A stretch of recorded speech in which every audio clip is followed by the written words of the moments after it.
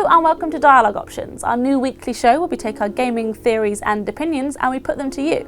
My name's Ellen and today I'm going to be talking to you about open world games and whether they're really as open as they appear. So let's get into it.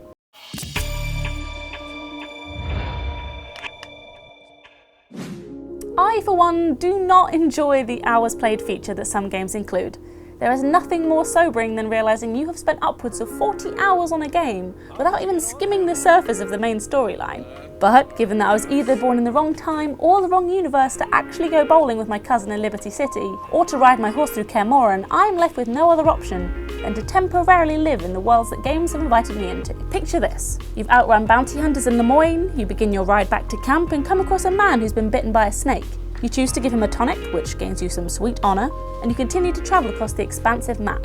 You then come across some fellow riders and later a man who's been bitten by a snake. You choose to give him a tonic, which gains you some sweet honour, and you continue to travel across the expansive map. Sound familiar?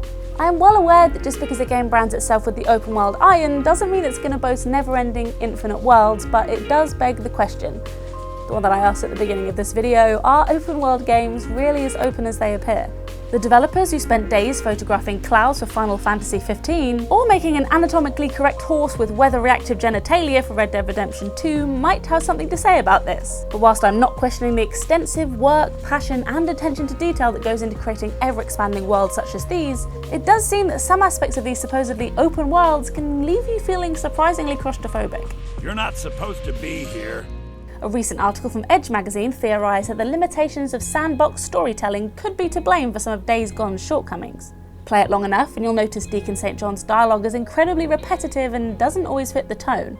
And conversations had over the radio ending in "I'll contact you in a few days" lead to the same person immediately calling back. NPC faces seem to come from a limited roster, and after saving a man from a car swarmed by freakers, I then saved a man identical to him on 4 other occasions. That's either a very unfortunate set of quintuplets or a familiar limitation to sandbox games.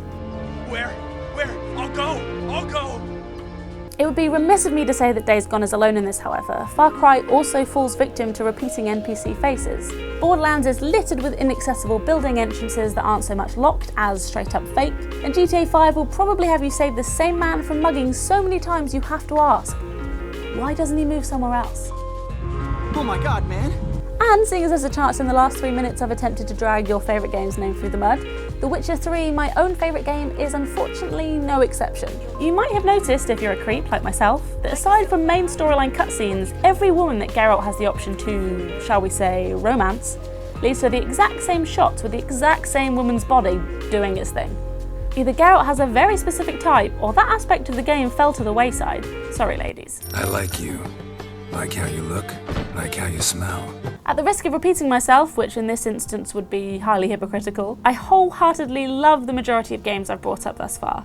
It just seems a shame that so often the expansiveness of a map often takes precedence over a variety of random missions, events, and characters you meet. Nothing breaks your suspension of disbelief quite like a shop owner spouting the same one-liner at you every time you purchase something from them. I'm not saying every game should take the Red Dead Redemption 2 route where even the post office worker had 3 hours and over 50 pages of recorded dialogue.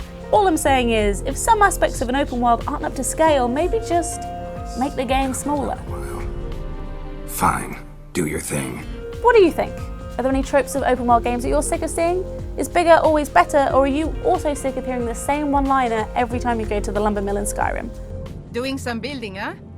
We can deliver it wherever you need. Let us know in the comments below, I will see you there, and thanks for watching.